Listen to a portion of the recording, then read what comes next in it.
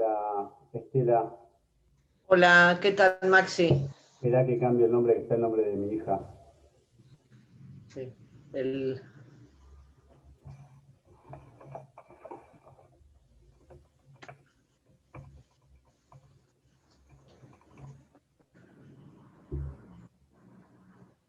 Listo, Estela. Bueno, veo que hay pocos estudiantes, hay 4 nada más. Sí, sí, yo igual doy la clase, ¿eh? Sí, sí, sí, desde luego, desde luego. Esperá Asumo, que, asumo que esperá tuvieron que no con tengo. Carlos a las 3 y a la plenaria de las 3 de la tarde. Claro. Sabés que Bueno, lo que no tengo es video, che. a, a Acá. veces, ahí estás, ahí estás. Después hablamos cualquier cosa, Después te Maxi. llamo. Listo, gracias, Estela. No, por favor, hasta luego.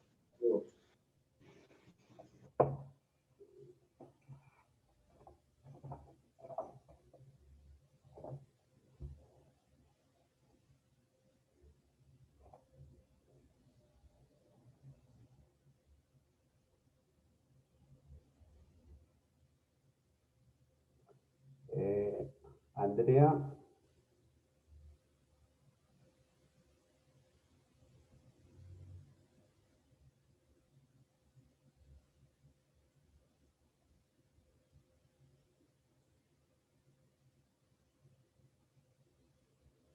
Sí, es del plan viejo.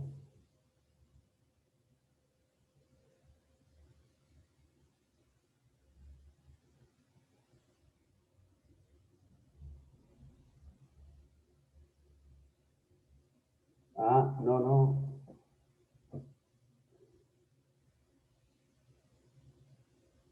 Bueno, si puedes avisar, te agradezco. Sí, sí, sabía, hubo plenaria este, hace un rato.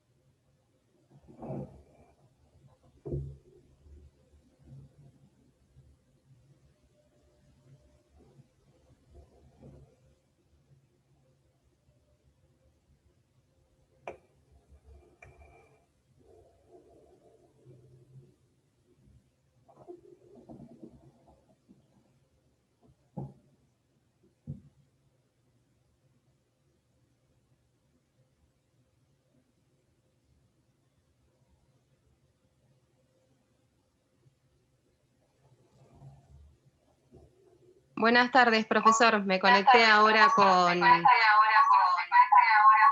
Ahora sí, Sí, me conecté con el audio, con el bien. celular. Hoy nos dijeron que no había clases, por eso yo probé, en realidad, Sí. pero tuvimos la plenaria a las 3 y del SED nos dijeron que no había clases, por eso no hay nadie. Estoy avisando en el grupo.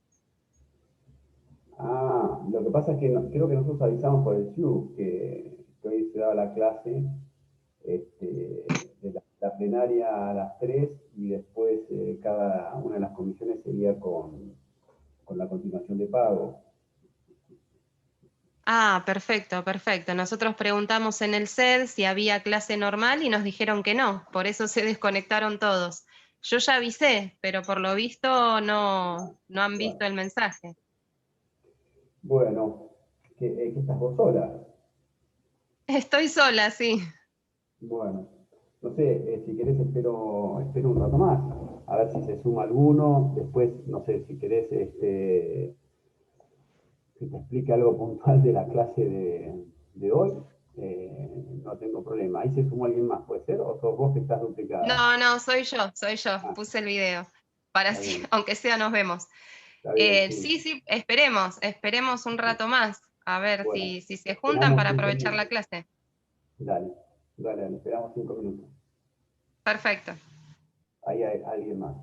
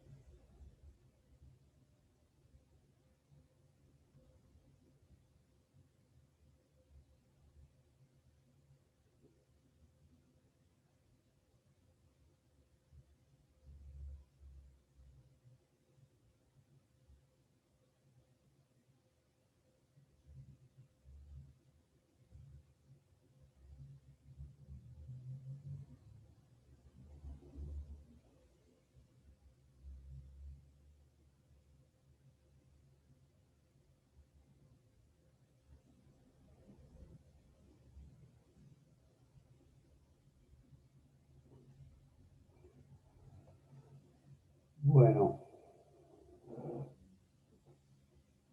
1, 2, 3, 4, 5. ¿Empezamos? ¿Les parece? ¿Hay alguno que pueda abrir el video? Así nos vemos la cara. Yo no tengo cámara, profesor, si no lo haría. Bueno, está bien. ¿Qué sos vos? Nicolás Álvarez. No te veo. Pará. No te veo en la pantalla. Está.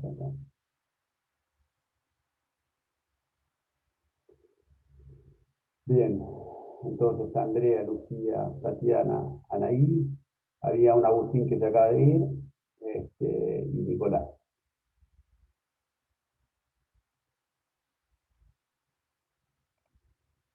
Bueno, ¿les parece? Venimos ya retrasados porque costó ingresar y tenemos, bueno, alguna demora, así que vamos a ver la continuación de pago. Yo sé que seguramente el fin de semana van a soñar con pago. Es probable que sueñen con el doctor Brum, ¿eh? Que tuvo la plenaria y a mí me van a disculpar, ya los agarro un poco cansados, así que voy a tratar de ser más conciso. Ustedes lo que vieron hace un rato con el doctor Brun, entre otras cuestiones, ¿sí? Vieron en materia de pago, empezaron a estudiar los requisitos del pago, que es identidad, integridad y integridad. Y lo que van a ver ahora conmigo, en las circunstancias del pago, se refieren a los requisitos de puntualidad y localización. ¿Sí? Acá fíjense que en el 867, cuando habla del objeto del pago, dice que el objeto del pago debe reunir los requisitos de identidad, integridad, puntualidad y localización. Pues bien, lo que nosotros vamos a ver en gran parte de la clase hoy es la puntualidad y la localización, y después en el final de la clase vamos a ver los efectos del pago previamente a analizar un poco lo que es el tema de la prueba del pago. ¿Bien? Otra cuestión que vamos a ver al principio, si quiere, no con profundidad, porque es específico después de una materia, de un punto, de una unidad, el punto E de la unidad creo 18, que es la causa del pago, pero puntualmente la carencia de causa en el pago, los supuestos y los efectos.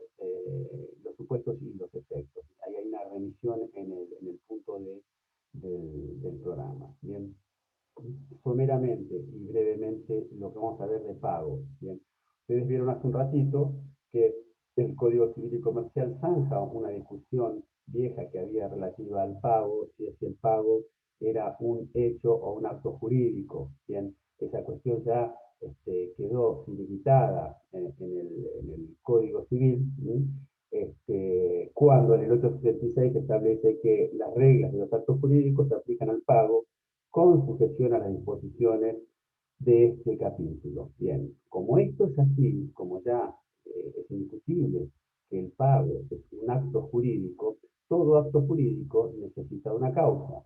Bien, el 281, ¿sí?, del Código Civil establece que la causa es el fin inmediato autorizado por el ordenamiento jurídico que ha sido determinante de la voluntad. Y acá tenemos que analizar lo que es la causa fuente, ¿sí?, de la causa fin.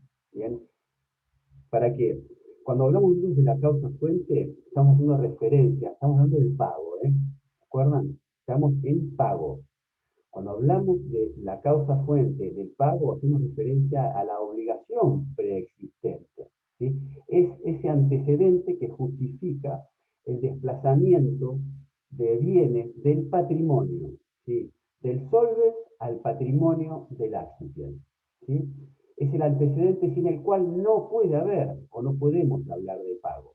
Es justamente la obligación cuya extinción ocasiona el pago. ¿Sí? Entonces, cuando nosotros hablamos de la causa del pago, hacemos referencia, en primera instancia, a la causa fuente, como esa obligación preexistente que le da sustento, que le da este pago. ¿Sí? Es el antecedente que justifica justamente un desplazamiento de patrimonio, del solvens al accipient. ¿Bien? Y cuando hablamos de causa fin, estamos hablando de la extinción de la deuda. ¿Sí? Es el acto, ¿sí?, la causa fin hace referencia al pago como extinción de la deuda, la necesidad de existir que ese pago, ese acto, ¿sí?, la prestación, la realización de una prestación determinada, tenga una presencia de voluntariedad, es decir, de realizar una conducta determinada a qué, tendiente a extinguir una obligación, ¿sí? Y en esta materia eso se denomina ánimo solvendi. ¿Bien? ¿Qué quiere decir? Que esta causa fin es lo que nos marca esa vinculación, ¿sí?, con la voluntad para obtener un fin determinado, un efecto determinado. ¿Cuál es? La extinción de la obligación en este caso. ¿Sí? Y por eso es un elemento esencial del pago. La intención de pagar, que es lo que mueve al solvens a obrar de la forma que lo realiza. Sin esta intención no hay pago. ¿Sí?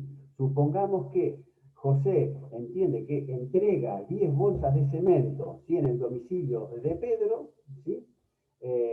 Pedro entiende que lo hace en cumplimiento de una obligación previa y específica, pagando, ¿sí?, pero José entiende que hace una liberalidad, que se las está prestando y que después le devolverá otra cantidad equivalente de bolsas de cemento. Bueno, ahí lo que falta, ¿sí?, hay una identidad, si se quiere, entre tal vez una obligación previa existente de entregar 10 bolsas de cemento, ¿sí?, pero lo que está faltando acá es la intención, el animus solvendi, ¿sí?, que José depositó, dio esas bolsas, pero no con la intención de cancelar, ¿sí?, una obligación, de extinguir una obligación, sino de hacer tal vez una liberalidad. ¿Bien? A veces esta materialidad, es decir, no se requiere solamente que la materialidad del acto que se realiza importa la ejecución de ese plan prestacional que satisface el interés del accipient, sino que el solvens lo realice con la clara voluntad e intención de estar cumpliendo esa obligación. ¿Sí? No basta para que haya pago la coincidencia entre la conducta practicada y la conducta debida. Debe haber, además, ánimo solvente. ¿Bien? Y una cuestión que tenemos que tener en cuenta, o que tienen que tener ustedes en cuenta en el ánimo solvente, que se presenta en el pago, es que puede presentarse ánimo solvendi en el pago ciertas modalidades, que son variantes o accidentes, que suprimen algunos efectos ordinarios del pago. ¿Qué es esto? Nosotros al final de la clase vamos a ver los efectos ordinarios del pago, ¿bien? Que en líneas generales ustedes ya a esta altura se lo tienen que haber comprendido, porque se debe haber ya dicho, como uno de los efectos principales del pago es la extinción de la obligación, ¿bien? Y la liberación del deudor, ¿bien?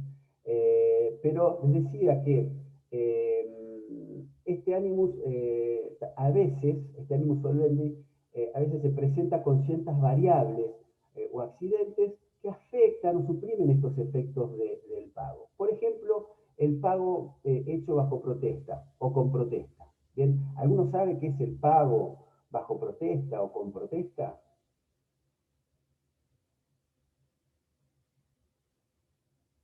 Nadie sabe.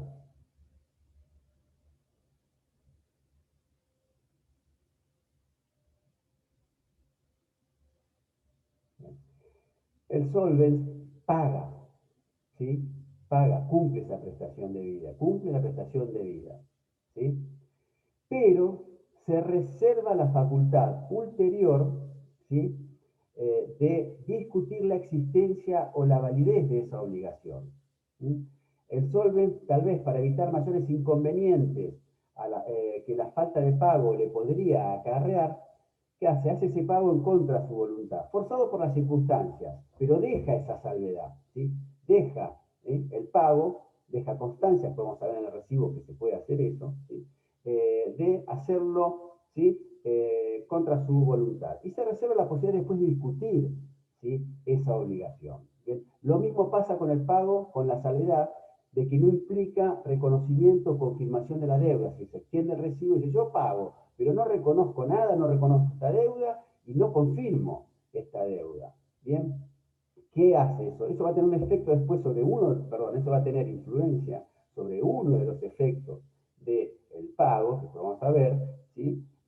A veces efectos secundarios, y no importa el conocimiento de la obligación, es decir, el señor paga, a veces empujado por las circunstancias. Les doy un ejemplo.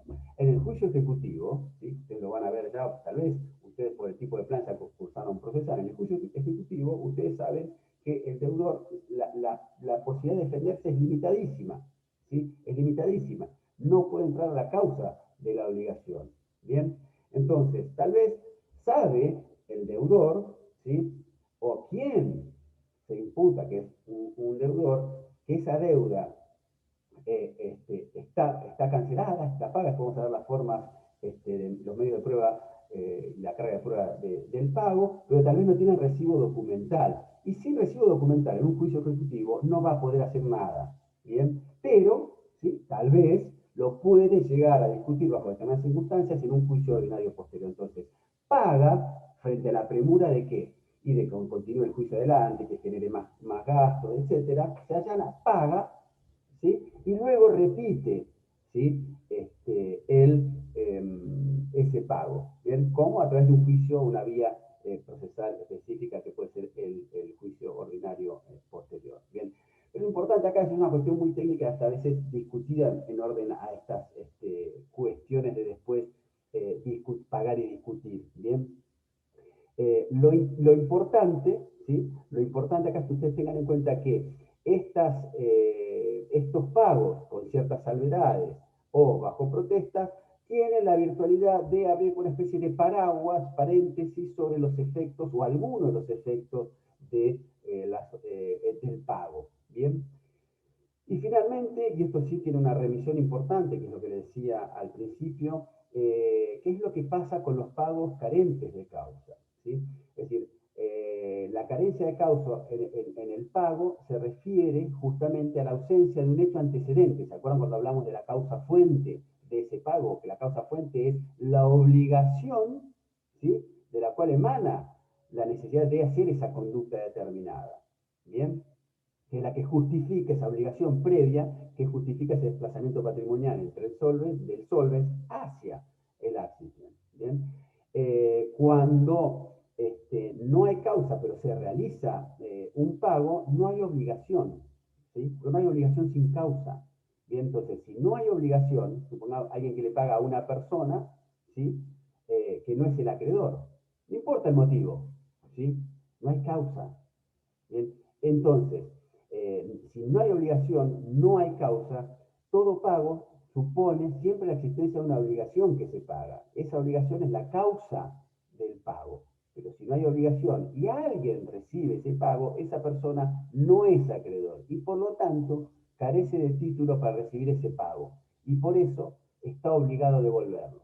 Ese pago sin causa es el elemento fundante después de la repetición y este puntito es uno de los efectos después accesorios o incidentales del pago. Bien, por ejemplo, pagos de obligaciones inexistentes, pago a quien no es acreedor o pago de una obligación futura, ¿sí? No realizable o no realizada. Bien, esto ustedes lo van a ver en el capítulo, decía, en el capítulo 18, perdón, en la unidad 18, apartado E, como fuente de las obligaciones, ¿sí? Fuentes de las obligaciones en particular, ¿sí? Y acá tienen el punto de pago de lo indebido, ¿bien? Por eso es que ahí en el punto del programa tienen una remisión. Ahora sí, vamos a esos dos aspectos que les mencioné, que quedaban pendientes de el análisis del 867, que es la puntualidad y la localización, ¿bien? Cuando hablamos de localización del pago, estamos hablando de las circunstancias del pago referidas al lugar, ¿sí? Al lugar. El cumplimiento exacto de la obligación requiere que la prestación esa se lleve a cabo, ¿en dónde? En determinado lugar, ¿sí? En un determinado lugar y no en otro, ¿sí? Esto es lo que se llama el principio de localización, ¿bien? Ese principio de localización también es exigible al momento del pago. ¿Por qué? El solvens no puede pagar donde quiere, así como tampoco puede pagar, como vamos a ver, cuando quiere. El solvens no puede pagar donde quiere. Bien, si el solvens, ¿sí? Intenta el pago en un lugar no debido, podemos saber, tal vez no acordado, o tal vez que no es el que conforme las reglas que ahora vamos a estudiar en el Código Civil y Comercial se determine, el acreedor, el accipiens, puede oponerse a recibir ese pago y se opone, ¿sí? Y no queda en mora, ¿sí? No está él ni prestando una falta de colaboración para recibir el pago, ¿sí? Ni tampoco está en mora accipiens, ¿está? Esto tiene importancia no solo en orden, el lugar del pago, ¿sí? No tiene importancia no solo en orden a verificar la exactitud del pago, sino también porque el lugar de pago produce otros efectos, si se quiere, accesorios, ¿sí? Porque en determinados supuestos determina la ley aplicable. En el derecho internacional privado, si en un contrato que tiene algún elemento, algún componente internacional, ¿sí? Entre dos ciudadanos, o entre personas situadas en distintos países, con mercadería existente en otro país, a su vez, cuando hay elementos internacionales, ¿sí? El lugar de pago, ¿sí? Determina la ley aplicable, ¿sí? Salvo, obviamente, que las partes hayan acordado que ante cualquier diferencia le van a resolver conforme la ley de Panamá, por ejemplo, ¿sí? Y otra cuestión que sí tiene un poco más de trascendencia en el ámbito doméstico, es decir, de nuestro país, es que el lugar de pago también tiene incidencia en la determinación del juez competente. ¿Bien? Ojo, no hay que confundirse en este último punto. Una cosa son las reglas que vamos a estudiar nosotros relativas al lugar de pago y otras cosas totalmente distintas son las reglas de competencia, ¿sí? Que determinan los ordenamientos procesales locales. Las reglas relativas al lugar de pago que vamos a estudiar nosotros ahora se rigen por el Código Civil y Comercial, es una cuestión de derecho de fondo, sustancial. Bien, las reglas de competencia, es decir, donde un conflicto, ¿sí?, va a tramitar, ¿sí?, frente a una controversia entre dos sujetos, es una cuestión que queda reservada a cada uno de los códigos de procedimiento, salvo situaciones excepcionales, privativa de cada provincia. Donde, y acá sí hay una vinculación, donde en algunos ordenamientos procesales locales, el lugar de cumplimiento determina, ¿sí?, en algunos supuestos determina el juez competente, ¿sí? En otros es un elemento irrelevante, pero en algunos ordenamientos procesales, ¿sí?, de algunas provincias, el lugar de cumplimiento de la obligación determina, ¿sí?, el juez competente. Es un elemento a tener en cuenta, a veces de forma principal y a veces de forma subsidiaria. ¿Bien?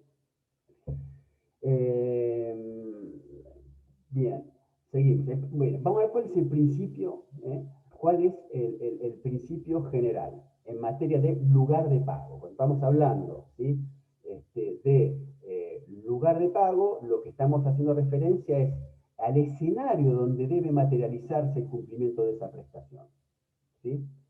El principio general que nosotros tenemos en el 873 dice así: lugar de pago designado. El lugar de pago puede ser establecido por acuerdo de las partes de manera expresa o tácita. Este es el principio general, señores. Este es el principio general. Acá rige el acuerdo de voluntades. Las partes pueden acordar y convenir libremente el lugar de pago, como una derivación lógica y natural de ese principio de autonomía de la voluntad. Puede ser al momento de constituirse la obligación o puede ser con posterioridad. Ojo, esto es importante. A veces, al momento de constituirse la obligación, determinan un X lugar de pago. Luego, el devenir fáctico, digamos, de esa relación negocial, ¿sí?, hace que las partes cambien ese domicilio. Pero ojo, estoy hablando acá de un cambio mediante acuerdo de voluntades, no que uno unilateralmente decide cambiar el domicilio del lugar de pago, ¿sí?, mejor dicho, el lugar de pago. Bien. El típico ejemplo acá sería, las partes acuerdan, por ejemplo, que a realizarse el pago en la estancia, no sé, Santa Anita, ubicada en el kilómetro 160 de la Ruta Nacional 205. Ese será el lugar de pago, ¿sí? Y ninguna parte lo puede cambiar y alterar unilateralmente. Bien. Este principio ya estaba en el código de Vélez, tal vez el código de Vélez no refería a un acuerdo tácito, ¿sí? Y el acuerdo tácito lo introduce, si bien estaba reconocido tanto en la jurisprudencia como en la doctrina, el acuerdo tácito del lugar de pago lo introduce el Código Civil y Comercial en el artículo que acabamos de ver. ¿Bien? Entonces, acá hay una cuestión: ¿cómo es este acuerdo tácito? ¿Sí? Ese acuerdo tácito es aquel que va a surgir, ¿sí?, de las circunstancias y naturaleza de la obligación. ¿Sí? Que ahí nos va a determinar que efectivamente es incuestionable que las partes entendieron razonablemente, hablando como una fe, que ese era el lugar de pago. Les doy un ejemplo, ¿sí? Vamos al caso de la estancia Santa Anita, ¿sí? Juan se obligó a reparar, por ejemplo, todo el alambrado de la estancia Santa Anita, que da al frente de la ruta 205. Se obligó a cambiar y pintar las varillas y a colocar una tranquera nueva de acceso a esa estancia. ¿Dónde va a ser el lugar de cumplimiento de esa prestación? No cabe otra duda que va a ser donde está el kilómetro 160, ruta 205, el establecimiento, ¿sí?, Santa Anita. No va a poder ir Juan con las varillas, el alambrado, la tranquera al domicilio, tal vez el dueño de la estancia Santa Anita vive en Capital, en Mar del Plata o en Balcarce, a tratar de instalárselas ahí, ¿sí? Ahí no hay un cumplimiento, ¿sí? No se respeta el principio de localización. Lo mismo, contrato un pintor para que me pinten las paredes exteriores de la casa porque, ¿sí?, hay humedad, ¿sí?, ¿dónde va a ser el lugar de cumplimiento de esa obligación? ¿Sí? En mi domicilio, donde yo le contraté que pinte las paredes. Luego están las paredes que tiene que pintar. ¿Bien? Esta es la regla. La regla es cuando hay acuerdo de voluntades, expreso o tácito, ese es el lugar de pago. Ahora bien, cuando no hay acuerdo, ¿sí? Cuando no hay acuerdo de voluntades, el código prevé una regla de carácter residual y subsidiario, ¿sí? Si las partes no acuerdan nada, o si la ley no dice nada, como vamos a ver seguidamente, el código, en el artículo 874, fija un lugar de pago, ¿sí? ¿Y cuál es ese lugar de pago que fija el 874? Dice, lugar de pago no designado. Si nada se ha indicado, el lugar de pago es el domicilio del deudor al tiempo del nacimiento de la obligación. Fíjense, si las partes nada dicen, el lugar de pago es el domicilio del deudor al momento de nacimiento de la obligación. Es un momento estático determinado. Cuando nace esa obligación, ¿qué domicilio tenía ese deudor? Ese va a ser el domicilio, el lugar de pago. ¿Bien? El código anterior preveía una solución distinta, también domicilio del deudor, pero al tiempo del cumplimiento de la obligación, ¿sí? Y acá tengo que tener en cuenta una cuestión que el código también prevé. Muchas veces desde el nacimiento de la obligación, como vamos a ver el elemento temporal que sigue, transcurre tiempo, ¿sí? Desde el nacimiento de esa obligación hasta el cumplimiento, y en ese tiempo tal vez el deudor mudó de domicilio, lo cambió de domicilio, ¿sí? Cambió, se mudó. ¿Bien? Acá el código no altera esa regla, ¿sí? Siempre va a ser el lugar el domicilio del deudor al momento del nacimiento de la obligación, ¿sí? Ese es el lugar de pago, pero le da la opción al acreedor para exigir el cumplimiento tanto en el domicilio, ¿sí?, existente al momento del nacimiento de la obligación o el domicilio actual del deudor. ¿Bien? También, a la inversa, ¿sí?, cuando el domicilio de pago sea el del acreedor, ¿sí?, y el acreedor, ¿sí?, al momento, ¿no? Obviamente, y el acreedor tenía un domicilio determinado al momento de celebrar la obligación y después lo cambia, ¿sí?, también se le da la misma posibilidad al deudor de cumplir, ¿cómo? Mejor dicho, ¿dónde? En uno u otro domicilio. ¿Bien? En esto la ley equipara. Pero ojo, no nos olvidemos, no está cambiando la regla, ¿sí? Esta regla residual frente a ausencia de acuerdo de las partes nos está diciendo que el domicilio de pago, de cumplimiento de esa obligación, es el domicilio, perdón, el lugar del cumplimiento de esa obligación, es el domicilio del deudor al momento de nacimiento de la obligación. ¿Bien? ¿Esto les queda claro? ¿Sí? Bien. ¿Ustedes me escuchan bien? ¿Sí? Más o menos. ¿Alguien bien y más o menos? ¿Es un problema mío o es un problema...? Se escucha medio bajo, profe. Perdón, no tenía la cámara. Se escucha medio bajo, como a distancia, por eso me puse auriculares. Pero no es que no se puede escuchar la clase, no hay problema, pero se escucha un poco bajo tal vez. No, vale. Grito un poco más. No pasa nada, no es molestia, pero se escucha un poco más bajo, no pasa nada. Bien. Ahora bien, esta regla supletoria, ¿sí?, que veíamos recién, y residual del domicilio del deudor al momento de nacimiento de la obligación, no se aplica en dos casos, que están previstos en el 874 también, ¿bien? Que son, en caso de dar cosa cierta, ¿sí?, y en obligaciones bilaterales de cumplimiento simultáneo, ¿sí? En el caso de dar cosa cierta, ¿sí?, el lugar de pago es donde la cosa se encuentra habitualmente, ¿sí? Y en el caso de obligaciones bilaterales de cumplimiento simultáneo, en este supuesto, el lugar de pago es donde deba cumplirse la obligación principal, ¿sí? Le voy a dar un ejemplo, ¿sí? Vamos a dar el ejemplo de dar cosa cierta, que acá no rige el domicilio del deudor, como lugar de pago, el domicilio de lugar al momento de nacimiento de la obligación, ¿sí? ¿Cuál va a ser ese domicilio?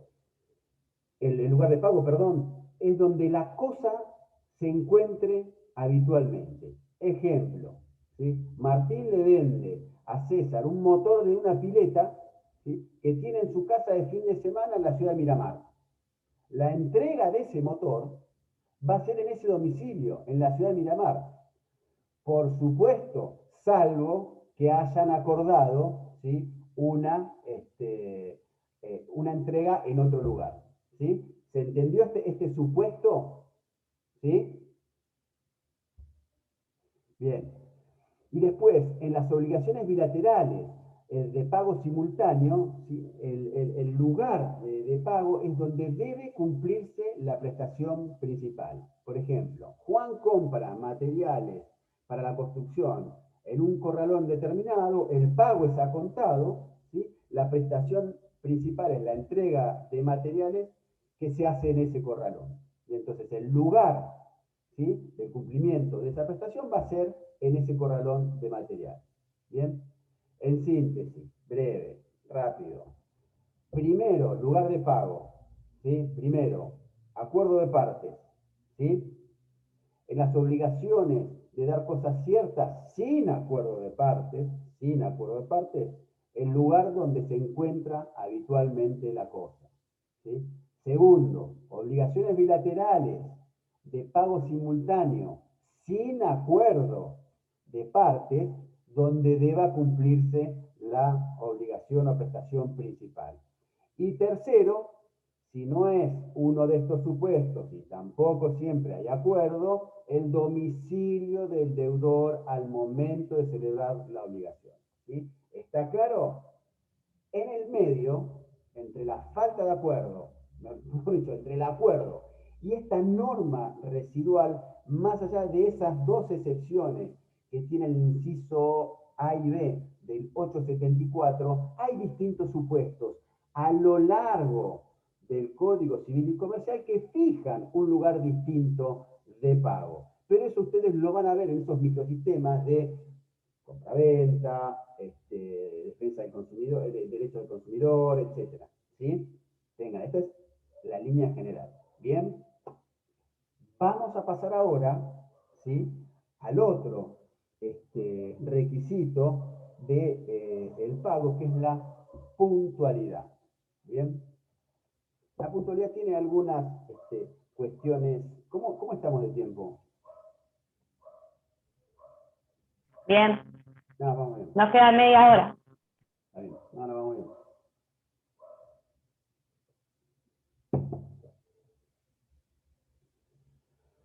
Bien. Cuando nosotros hablamos de puntualidad en el tiempo, en el pago, estamos haciendo referencia al elemento temporal del cumplimiento de la obligación, ¿sí? Esta puntualidad es el último de los requisitos y que hacen, digamos, a la exactitud del cumplimiento. ¿Bien? La obligación debe ser cumplida en tiempo propio. Ahora, ¿qué es tiempo propio? Bueno, eso no es siempre lineal, no es siempre lo mismo. Eso va a depender del tipo de la obligación y básicamente si la obligación está sujeta a plazo o no. ¿Bien? Y la cuestión está resuelta en el artículo 871. Lo vamos a sistematizar de la siguiente forma. ¿Bien? Dice, tiempo de pago. El pago debe hacerse. Bien. La primera que vamos a ver es la más sencilla. Si la obligación es pura y simple, se paga al momento de su nacimiento, ¿sí? Por ahí ustedes acá les va a costar un poquito entender porque no vieron clasificación de las obligaciones, ¿sí?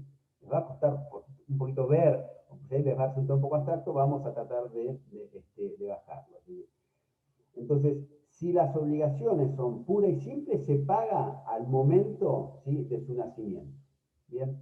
Estas son obligaciones de ejecución inmediata, que son aquellas que no están sujetos a ninguna modalidad y cuya exigibilidad, ¿sí?, recuerden, palabra esta, exigibilidad, es coetánea con su nacimiento, no está sujeto a plazo alguno.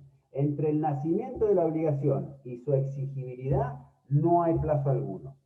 Bien, ejemplo, compraventa 1139 de compraventa de bienes inmuebles. El vendedor entrega el inmueble, ¿cuándo? Al momento de la escrituración, salvo convención en contrario. Fíjense acá, siempre tenemos, ¿sí?, lo que es el acuerdo de voluntades, ¿sí?, por sobre todas estas normas. Bien. Otro supuesto, el 1100, creo que era 1141. 1141. El 1141 que establece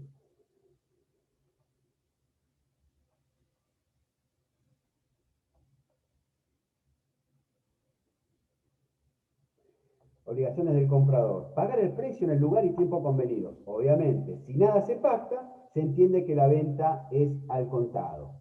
Bien, entonces, si la venta se entiende que es al contado, ¿sí?, se entrega, se paga y punto. Bien.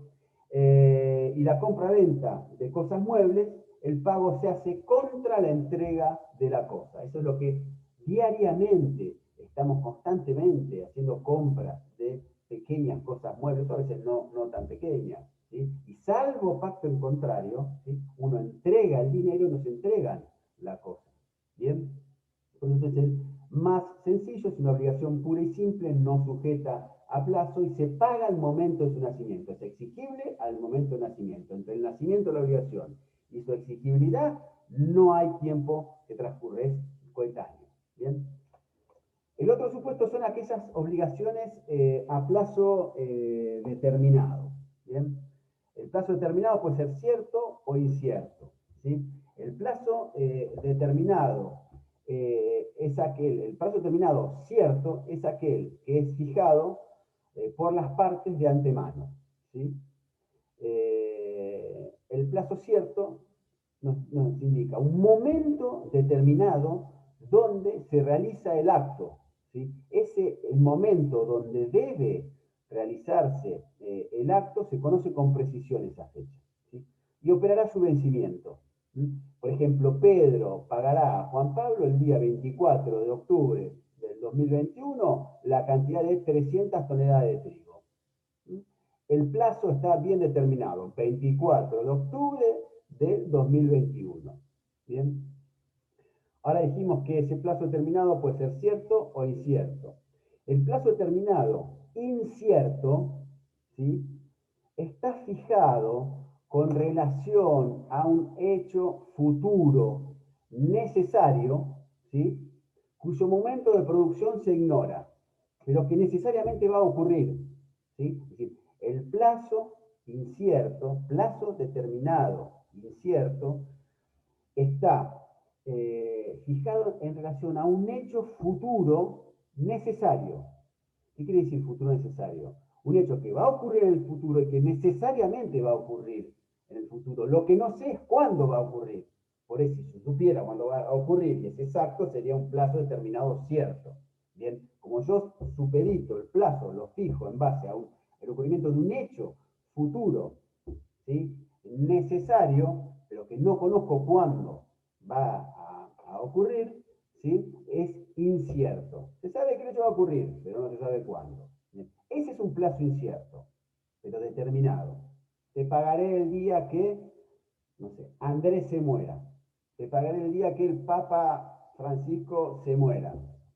Qué feo lo que dice. No, a ver, que todos nos vamos a morir es una realidad, es un hecho futuro que nadie va a discutir, ¿sí?, que va a ocurrir necesariamente. Lo que no sabemos es cuándo. Bien, eso, ¿sí?, es un hecho, perdón, es un plazo determinado incierto. Bien, por ejemplo, te pagaré cuando se produzca la próxima lluvia. Bien, entonces, en ese caso, ¿sí?, ocurrido ese hecho, ¿sí?, se produce el vencimiento. En ambos ejemplos, plazo determinado cierto o incierto, una vez determinado, ¿sí?, ese plazo, ¿sí?, la obligación es exigible y debe cumplirse. Bien. El otro ejemplo que prevé el código es en el inciso C. Esperen que me fui de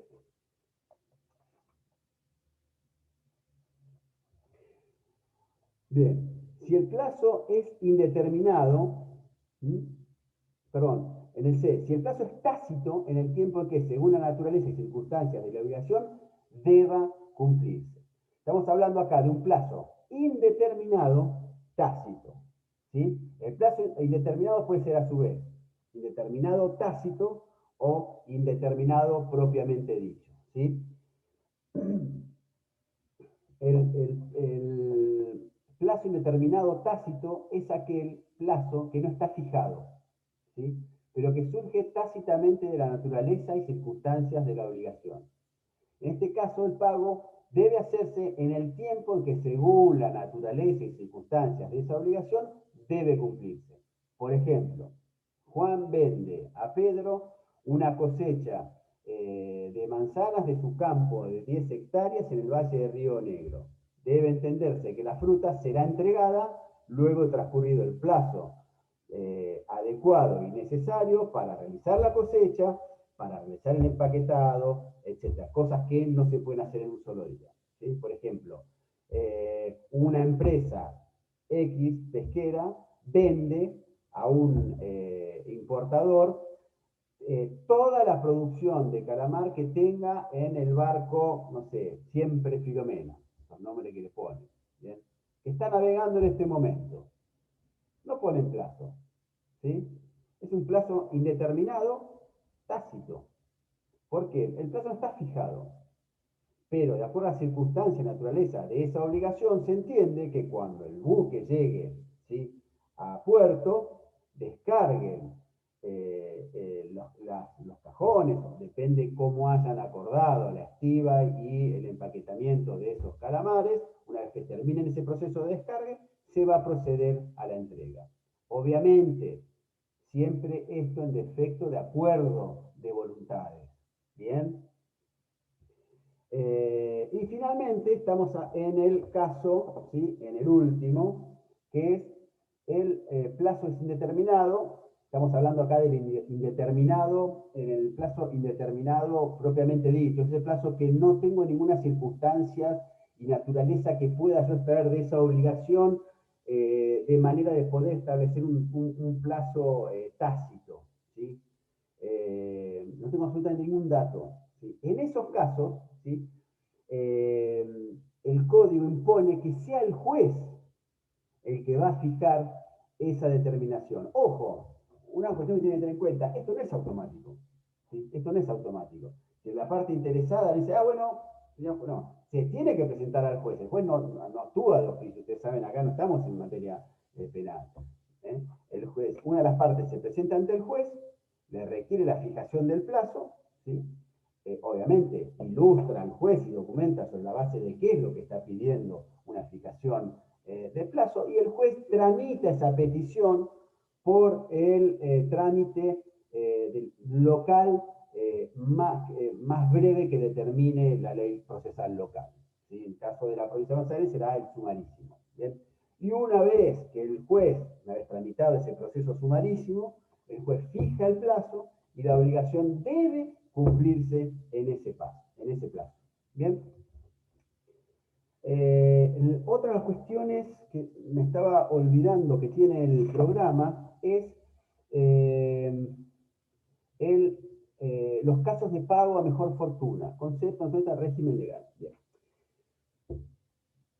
El pago a mejor fortuna, que está previsto en el artículo 889, creo.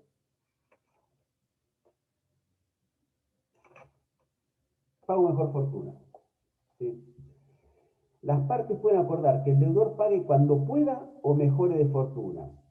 En este supuesto se aplican las reglas de las obligaciones a plazo indeterminado. Es decir, estas reglas que acabamos de ver, obligaciones de plazo indeterminado propiamente dicho, donde no tengo plazo, el juez, ¿sí?, en la parte se la requiere al juez que fije ese plazo. Bueno, se aplican esas reglas en el pago mejor fortuna. ¿Pero qué es esto? Las partes pueden acordar, por ejemplo, que el deudor, como veíamos en el código, pague cuando pueda, pague a mejor fortuna, y es claro que esta modalidad está un poco instituida a favor o teniendo en cuenta la calidad de la persona. Fíjense un acreedor, que frente a su deudor, cuando le otorga esta, digamos, facilidad de pagar, mira, pagame cuando puedas, pagame cuando mejores de fortuna, etcétera. Hay una cierta relación entre acreedor y deudor, o una relación de confianza, o tal vez no hay una relación de confianza, pero el acreedor, ¿sí? Determina esa forma, acepta esa forma de pago en razón de alguna condición particular de ese deudor. Por eso, esto es importante, que esa condición, o mejor dicho, no es condición, perdón, esa modalidad de pago, que vamos a ver que es una, que se vincula con el plazo, ¿sí? Es una obligación a plazo, no se traslada a sus herederos en caso de muerte. Fíjense que el 891 establece muerte del deudor. Se presume que la cláusula de pago mejor fortuna se establece en beneficio exclusivo del deudor. La deuda se transmite a los herederos como obligación pura y simple. ¿Qué quiere decir, señores? No hay más plazo. ¿Sí? Bien. Entonces, vamos ahora a qué es lo que pasa. Cuando esta obligación o pago a mejor fortuna existe, ¿cómo hacemos con su exigibilidad? El acreedor, transcurrido un tiempo prudencial y razonable, sin ver satisfecho su crédito, ¿qué hace? Se presenta ante el juez, acuérdense que dijimos, ¿sí? Se determina de la misma forma que las obligaciones de plazo determinado propiamente dicho, ¿sí? Y puede solicitarle al juez que establezca el momento que debe ser cumplida esa obligación. Bien, el acreedor, ¿qué puede hacer?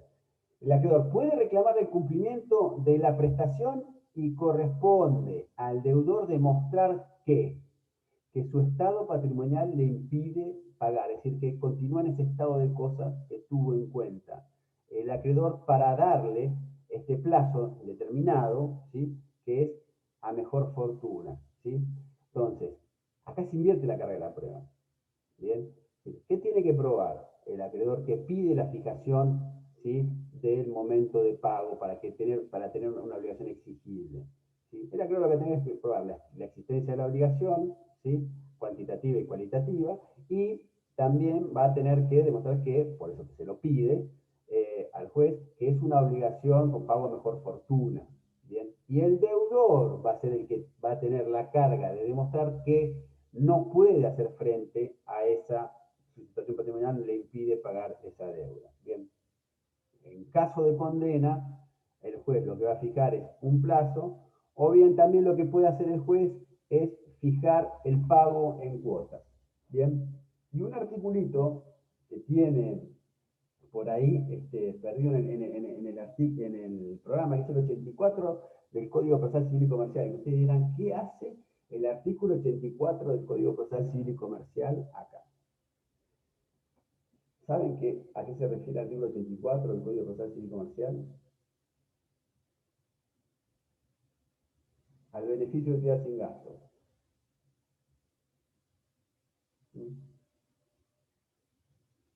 Esta es una cuestión que el doctor Mutonó siempre, desde que llegó a la Cámara de Apelaciones, luchó, ¿sí?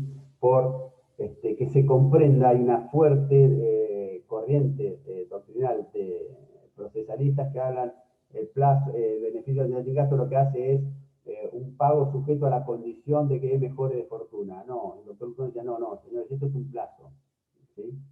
Es equivalente a la obligación de pago mejor fortuna. ¿Qué pasa? Esa figura procesal que le permite el acceso a la justicia a aquellos litigantes que no tienen recursos, e implica ponernos en una igualdad a todos los litigantes,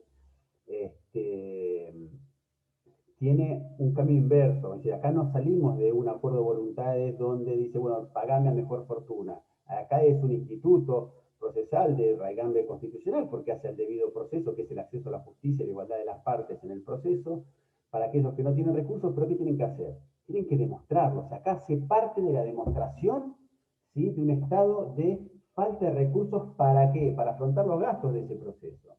¿Bien? Entonces, el que pide el beneficio de utilidad sin gastos en el proceso tiene que alegarlo, pero tiene que probarlo. Y luego el juez resuelve. Bien, una vez que se concede ese beneficio de litigar sin gastos, ¿sí? Acá hay una cuestión que tienen que tener en cuenta. Si esa persona es la parte actora y tiene beneficio, lo que ingrese, ¿sí? Y gana el proceso, ¿sí? Y gana el proceso, lo que ingrese a su patrimonio como consecuencia de ganar ese proceso no necesariamente va a implicar una mejora de fortuna. ¿Eh?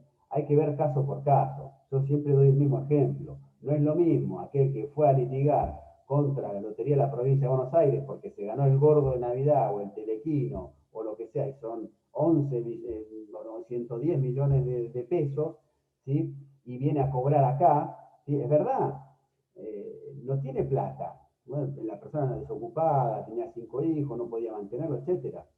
No tiene plata para gastar, para afrontar los gastos de ese proceso. Pero cuando lo cobre, si gana, eso incuestionablemente va a ser un mejoramiento de fortuna. Ahora, aquella persona que sufrió un daño grave, un accidente de tránsito, que quedó postrado, sin poder, con una incapacidad de 70% prácticamente imposibilidad de hacer tarea del hogar, que le cambió la vida, etcétera. La indemnización que reciba va a ser un mejoramiento de fortuna. Yo tengo mis dudas. Yo realmente tengo mis dudas. ¿Sí? Entonces, no es que ingresa, cobra el juicio y mejoró automáticamente de fortuna. No, la contraparte tiene que demostrar, ¿sí? Y acá hay una discusión. ¿Quién tiene que demostrar el mejoramiento de fortuna? ¿Bien? Para mí es incuestionable que la contraparte que pide la remoción del beneficio de sin gastos, tal vez para cobrar costas, ¿sí? Tiene que demostrar ese mejoramiento de fortuna. No obstante lo cual, la ley objetiviza una suerte de mejoramiento de fortuna y le dice, señor, usted ganó, ¿tiene beneficio? Bien. Usted tiene que solventar las costas de su proceso hasta la tercera parte de lo que le ingrese efectivamente como consecuencia de esa sentencia. ¿Bien? Entonces hay una especie de se objetiva, es decir, bueno, hasta esto usted va a destinar a la mejora, a las costas del proceso. ¿Bien? ¿Se entendió hasta acá? Sí. ¿Sí? ¿Quieren que repita algo? ¿No? Bueno, vamos bien el tiempo. Gastos del pago. ¿Sí? Principio general. Tengan en cuenta ustedes que los gastos del pago no están previstos, digamos, acá en esta estructura y sistemática del Código Civil y Comercial. ¿Sí? No lo tenemos. Tampoco lo tenía el Código de Vélez. Es cierto que hay algunas normas dispersas relativas a los gastos del proceso. Es incuestionable que los gastos del proceso, perdón, los gastos del proceso, me quedé con el beneficio de sin gastos, disculpa, con los gastos del pago. ¿Sí? Que los gastos del pago deben ser a cargo del deudor, ¿sí? Si no, se estaría afectando el principio de integridad de pago, ¿sí? Ojo, a usted por ahí a veces les cuesta ver qué sería el gasto de pago. Si yo voy, no sé, a comprar un teléfono a X compañía, voy con la plata, pago y me llevo el teléfono, ¿qué gasto hay? ¿Sí? O uso la tarjeta de crédito, etc. No, miremos el mundo, el casi infinito mundo de las posibilidades que nos brindan las obligaciones en cuanto a prestaciones. Supongamos, no sé, una persona compra un caballo de carrera pura sangre, tiene que trasladarlo, compró en La Pampa, tiene que trasladarlo al campo de polo de Palermo. ¿Sí? ¿Qué tiene que contratar? No, bueno, pero contrata una camioneta. No. Llevan una camioneta con un tráiler, llevan un seguro, si son más de determinados kilómetros, van con un veterinario, la asistencia de un veterinario, etc. Todo eso tiene una serie de gastos, ¿sí? Que también dependerán de las circunstancias de cada relación jurídica. Por ejemplo, si ese mismo caballo de pura sangre de carrera lo compra el ARAS 1, y se lo compra el dueño de la estancia La Pepita, que está al lado, ¿sí? Cruzando un camino vecinal, y van, entregan la plata y se lleva el caballo. ¿Sí? Entonces, hay que ver caso por caso. Pero lo cierto es que lo que tenemos que presentarnos es que hay pagos, ¿sí? Que consumen gastos. Pues bien, esos gastos, ¿sí? En el Código de Vélez, el actual no hace referencia a quién debe hacerlos, esos gastos los hace el deudor. ¿Bien? el 1138, creo que era. 1138 habla de gastos de entrega, excepto pactos contrarios. Fíjense, acá volvemos, insisto con esto, acá siempre vamos a estar primero a la autonomía de la voluntad de las partes. Podemos pactar cualquier cosa, ¿sí? Podemos pactar que los gastos sean a cargo del acreedor, o podemos hacer que los gastos se repartan en partes iguales, o podemos hacer que X gasto específico lo haga el deudor y X gasto específico lo haga el acreedor. ¿Bien? Los gastos de entrega, excepto para lo contrario, están a cargo del vendedor, respecto de los gastos de la entrega de la cosa vendida. Y en los que se obtienen en la obtención de instrumentos referidos al 1137, acá estamos hablando, obviamente, de obligaciones ¿sí? relativas a inmuebles. ¿Bien? ¿Qué nos queda? Bien, prueba del pago. ¿Sí? Vamos a hacer prueba del pago. El código regula ahora la prueba del pago en varios artículos, en 1894 creo que era, 1894 y 1899. Bien. Se le dedica 6 artículos a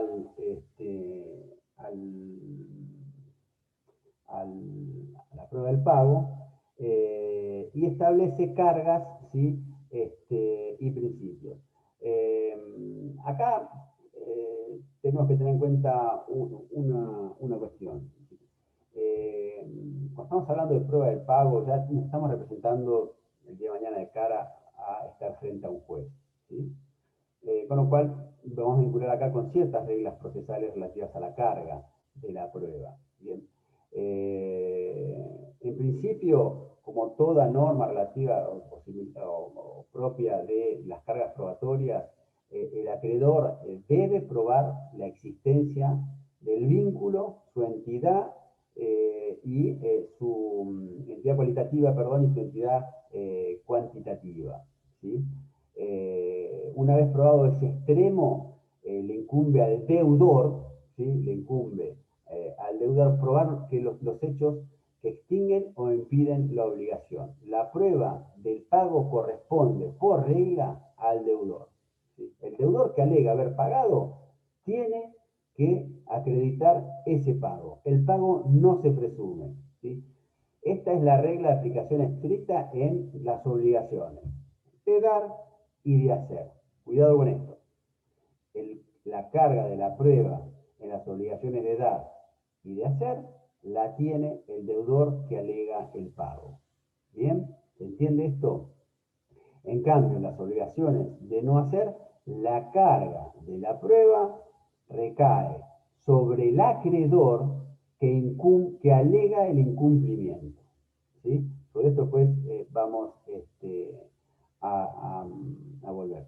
Ahora, cuando yo hice referencia a que el pago no se presume, hay que diferenciar una cosa, es que el pago puede aprobarse por indicios y que el pago no se presume, y otra cosa distinta es que el pago se puede probar por indicios o por presunciones, ¿sí? Son dos cosas distintas. El pago no se presume, pero ya lo ponemos en pie de tener que acreditarlo. Bueno, podemos echar mano a los indicios y a las presunciones. Y esto nos remite a la carga de la prueba, ¿sí? Y a la determinación de los medios idóneos para acreditar ese pago, ¿sí? Lo primero, es decir, la carga de la prueba se refiere a quién debe probar, ¿sí? La carga de la prueba se refiere a quién debe probar. Como ya vimos recién, ¿sí? Las obligaciones de dar y las obligaciones de hacer, la carga de la prueba la tiene el deudor que alega haber pagado, ¿sí? Y en el caso de las obligaciones de no hacer, la carga de la prueba la tiene el acreedor, ¿sí? Que alega el incumplimiento de esa obligación de no hacer. ¿Bien? Y lo segundo, me refiero a los medios de prueba, es decir, cómo se debe probar. Y la segunda cuestión es decir, cómo se debe probar, nos introduce la cuestión de los medios de prueba. Es decir, los medios de prueba que tiene el deudor cuando él tiene la carga, o el acreedor cuando él tiene la carga, de lograr esa prueba. Y el 895, ¿sí? El 895 del Código Civil y Comercial es claro, dice, medios de prueba.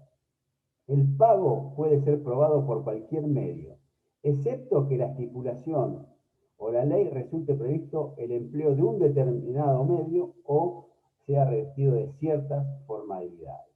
Bien.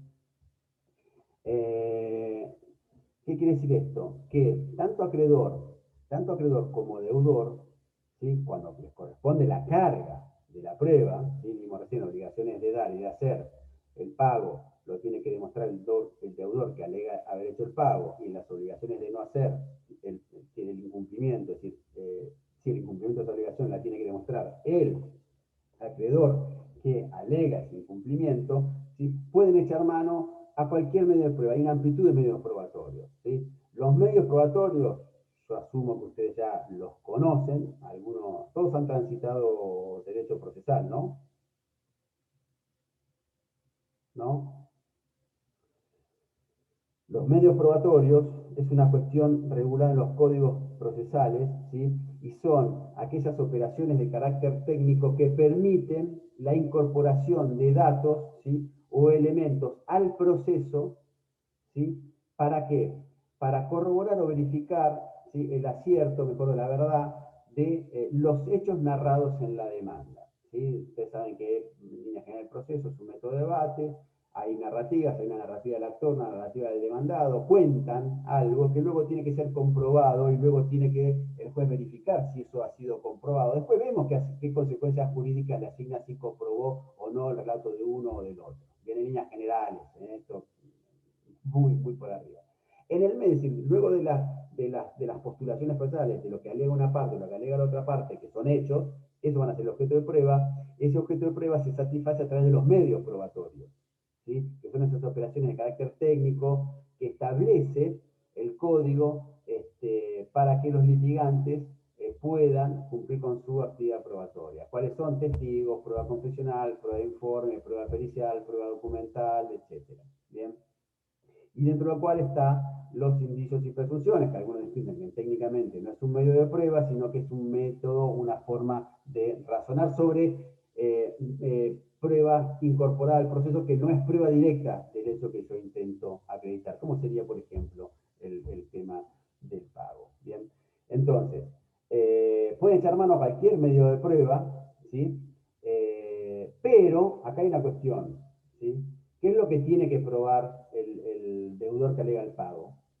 Simplemente el hecho, ¿sí? De haber realizado el pago, ¿sí? A veces tendrá una prueba directa, a veces no tendrá prueba directa y hará una sumatoria de pruebas que todas ellas me conducen a tener como incuestionable o como altamente probable que ese pago realmente existió. Bien, pero ojo, el análisis de la prueba, que quiere decir que tengan una amplitud de medios probatorios, no quiere decir que la apreciación de ese pago, de esos medios, vaya a ser muy laxa, muy liviana, no, al contrario.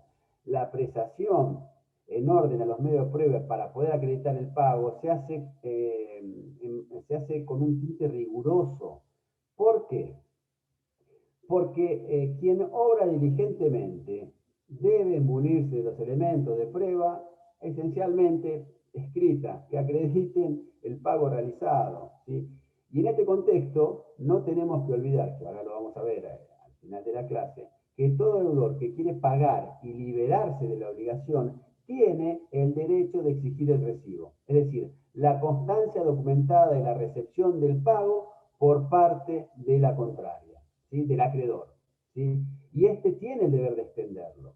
En caso contrario, no va a pagar, ¿sí? Pero puede, esa conducta negativa de extender el recibo, ¿sí? Puede habilitar al deudor que quiere pagar, ¿sí? La vía de la consignación, del juicio de consignación. Y esto último que acabamos de ver, nos trae al concepto de recibo, ¿sí? Al tema del recibo.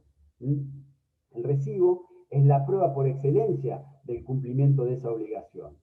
¿Se trata de qué? ¿Qué se trata? Cuando ustedes presentan el recibo, ¿qué se representa? ¿Sí?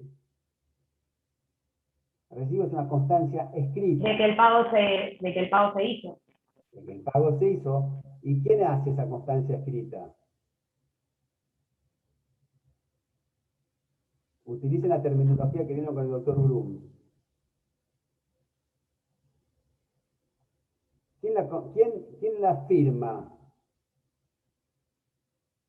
El acreedor.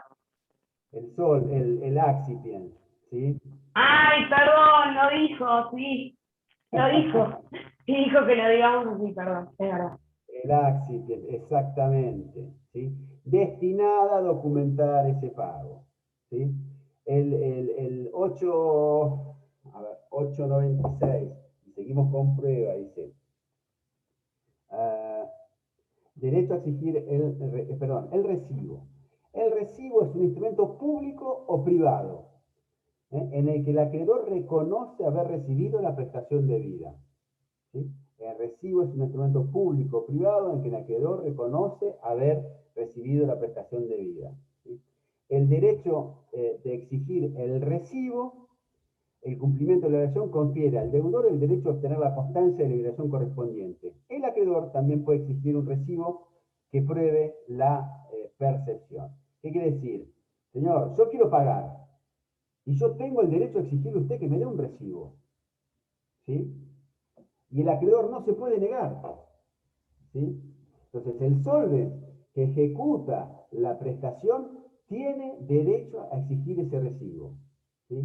Es lo que dice el 897 que acabamos de leer. Y a su vez, fíjense una particularidad, es una cuestión menor. El acreedor también puede exigir un recibo que pruebe la recepción, no de la plata de él, ¿sí? La recepción del recibo, porque esto último puede prevalecerse, esto puede ser importante para el acreedor, para el accipient, ¿sí? Si el día de mañana ese solvens le desconoce, sin haber hecho reserva en el recibo, etc., desconoce la obligación, ¿sí? Ese pago, como uno de los efectos que vamos a ver, el pago tiene un efecto recognoscitivo, ¿sí? Tiene un efecto recognoscitivo. Entonces, ¿qué es lo que genera ese efecto recognoscitivo? Que a mí como accipient me conviene tener ese recibo, porque si el día de mañana, supongamos, tengo una obligación única, pero que es fraccionada por periodos, ¿sí? Y antes de seguir pagando, el deudor me dice, no, yo no te debo nada, yo jamás firmé nada con vos, yo esta obligación la desconozco, no era así, yo no te tenía que pagar por mes, te tenía que pagar todo al final, ¿sí? Yo, con esos recibos, ¿sí? Que le extendí y la constancia que yo se los entregué, ¿sí? Estoy probando que él hizo pagos, ¿sí? Y esos pagos, a lo largo de ese periodo, tiene un efecto, como vamos a ver, recognoscitivo o confirmatorio, tal vez, de una obligación. ¿Bien? Perdón, hago una consulta con respecto al recibo. En los casos en los que, por ejemplo, yo como inquilina hago una transferencia bancaria y recibo un recibo, y en los casos en los que le transfiero ese mismo recibo, digo, ¿computa o es válido para las dos partes o no? ¿Cómo? A ver, ¿cómo? En el caso, por ejemplo, yo pago un alquiler y lo hago por transferencia bancaria. A mí cuando yo hago esa transferencia bancaria me dan un recibo en el banco. Ese es el recibo que yo le presento a la dueña para que vea que además le transferí el dinero. ¿Sirve? Espere. Sí, claro, sí, sirve. Espere. Vamos a ver una cosa. Usted acordó en el contrato de en el contrato de locación, ¿sí? En el contrato de locación usted acordó que el pago iba a ser realizado mediante depósito, transferencia bancaria en la cuenta, el nombre de fulano de tal. Si ese es el acuerdo, ¿sí? Usted transfiere la plata, ¿bien? No va a tener tal vez un recibo. Hay propietarios que después se extienden, una vez que reciben el depósito, extienden a su vez un recibo, ¿sí? Pero le va a bastar el recibo de la transferencia a esa cuenta determinada. Después podemos hablar, hay uno que dice todavía no tiene el efecto cancelatorio hasta que no se deposita la cuenta, perdón, no se acreditan los fondos en la cuenta de su acreedor, etc. Está bien. Eso es así. Pero si usted pactó que va a depositar en esa cuenta, ¿sí? Y tal vez sabe que hasta parte pueden haber previsto las partes que la constancia de transferencia o la constancia, perdón, de transferencia emitida por el banco o la constancia de depósito hecha en ventanilla bancaria, etcétera, sirve de suficiente recibo. Listo. ¿Sí? Gracias. Igual una cosa, estamos hablando de recibo. Bien, supongamos que el día de mañana el señor le dice, ah, no, bueno, pero vos me tenías que pagar en mi domicilio, vos, no, vos me tenías que costar, pero yo te tenía que extender un recibo manuscrito. Está bien, va a ser un tema probatorio. Vos vas a probar, mire, yo todos los meses regularmente, del 1 al 10, en los términos del contrato, pagaba la misma y exacta suma del contrato. ¿Sí? Yo con esta persona no tengo otra relación, no tengo otro vínculo jurídico en virtud del cual yo pueda o esté obligada a pagar plata, recibió esa plata, extrajo esa plata y jamás me hizo ningún reclamo. Bueno, de eso se tratan medios probatorios, ¿sí? Del pago. ¿Quién tiene que pagarlo? Perdón, ¿quién tiene que cobrar? Acreditarlo. Si usted tiene un recibo emanado al deudor o un recibo en los términos del contrato de locación, exhibe el recibo y se terminó. Salvo que se lo desconozcan, será objeto de pericia, etc. De la otra forma, usted tiene una actividad probatoria un poco más, si se quiere, compleja, no tanto en el caso de los pagos bancarizados. ¿Bien? ¿Sí? ¿Se entendió? Sí, sí. Muchas gracias. Disculpe, yo tengo una manera. Le hablo, contesto y le hablo al parlante, porque es donde me sale su voz. Yo soy de otra generación, yo soy analógico, no soy digital. Bien, bueno, ya estamos en hora. Queda pendiente para ver, pero que lo pueden ver tranquilamente y es importante, ojo con esto, vean las presunciones, vean los efectos del pago, efectos principales, secundarios, efectos principales del pago hecho por el deudor, extinción de la obligación, satisfacción del interés del acreedor, y la consiguiente liberación del deudor. Vean los efectos secundarios y los incidentales. Pero también vean de esto de pago, estudien, no es un tema complicado, las presunciones relativas al pago. ¿Sí? Cuando se realiza un pago, ¿sí? Y quedan pendientes un tipo de obligaciones, o yo recibo por capital y quedan pendientes intereses, etcétera, cómo juegan acá las presunciones, si tienen por extinguidos unos y otros, etcétera, que es el 899. Eso, estudienlo porque sí es importante. ¿Bien? ¿Algo más? ¿No? No, ¿Cuántos fuimos al final en la clase? quedamos 11. ¿11? Bueno, un éxito. Éramos Igual, nobleza obliga, nos dijeron que no había clases, y estoy gracias a mi padre, que está en el SUNA acá al lado mío, No, quiero tener algo personal conmigo, por favor, no. me informó que había Bueno. clases e ingresé, como debe haber pasado muchos. Sí, bueno. Gracias por su tiempo y estoy a disposición de ustedes en cualquier momento que tengan alguna duda. Tienen mi mail, si no se lo piden a Estela y lo vemos. ¿Bien? Gracias. Gracias. Hasta luego. Adiós.